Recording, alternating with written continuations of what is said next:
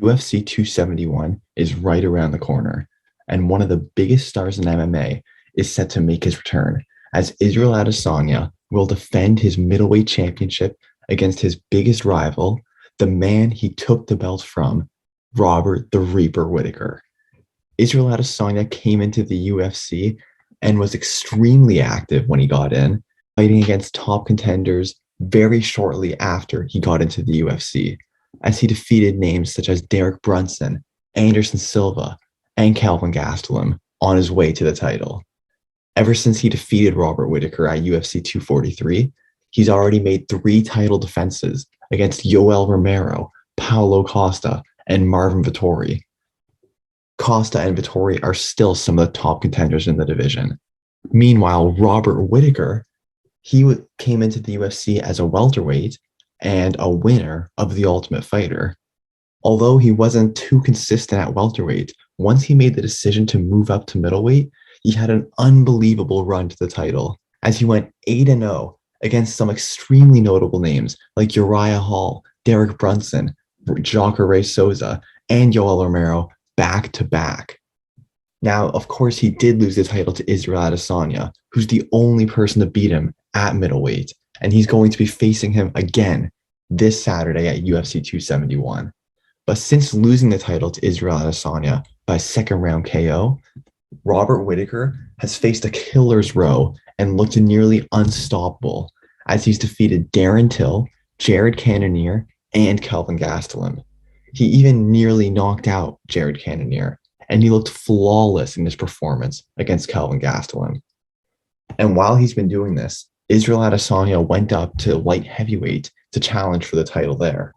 And his performance against Jan Blachowicz ended up being a loss, and it exposed a potential weakness in the last Stylebender's game, as Jan Blachowicz had success taking Israel Adesanya down to the ground and controlling him using his wrestling. Now, Robert Whittaker recently used his wrestling against Kelvin Gastelum, which looked like it was a new aspect of his game. Now, if he uses his wrestling against Israel Adesanya in the rematch, this could be a completely different fight from the first one. What is the plan that you see in your head? Can you share that? Yeah, okay, here it is. Yeah. I think Jan set the blueprint up to beat Izzy quite thoroughly. I think if we're looking at it, patience, striking, and takedown. I think those 3 things are what leads you to beat someone like Israel. You take him down when you can to make him uncomfortable.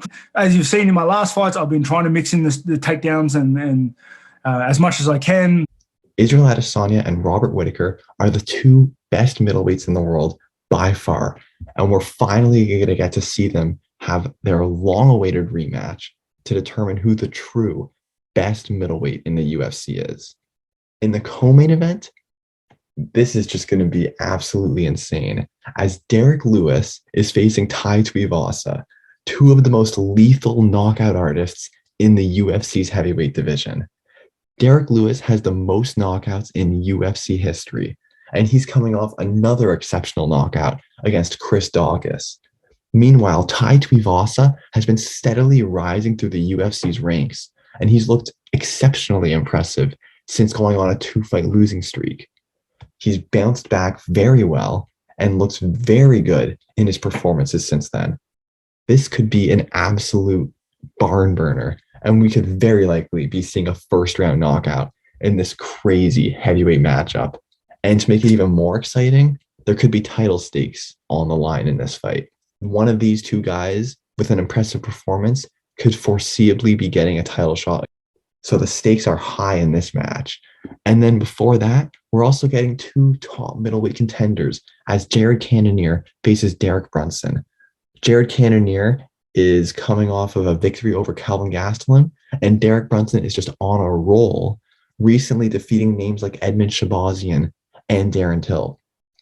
Now, if Derek Brunson wins, he could definitely be getting a title shot very soon.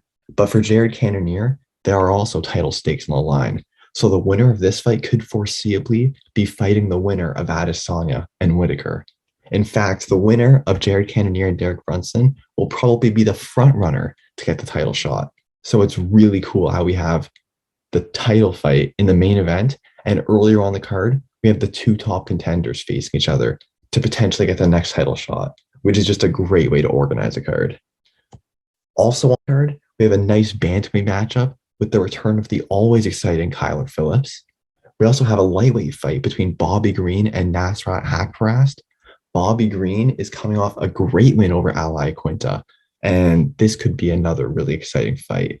The prelims also feature the former UFC heavyweight champion, Andrei Arlovski, and a very important flyweight fight as Roxanne Modafferi faces Casey O'Neill. Casey O'Neill is an up-and-comer with tons of potential, and Roxanne Modafferi is having her retirement fight. So will Casey O'Neill make a name off of the legend Roxanne Modafferi, or will Modafferi finish her career with a win? This is going to be an exceptional card, and there are some really cool fights on it. But I want to know now, which fight are you most interested in? Put your thoughts in the comments below, and also let me know who you think will leave with the middleweight title on Saturday night. Thank you for watching this video. Be sure to hit the like button and subscribe to the channel for more videos like this. Follow me on Twitter for more frequent mixed martial arts updates, and I'll see you guys in the next video.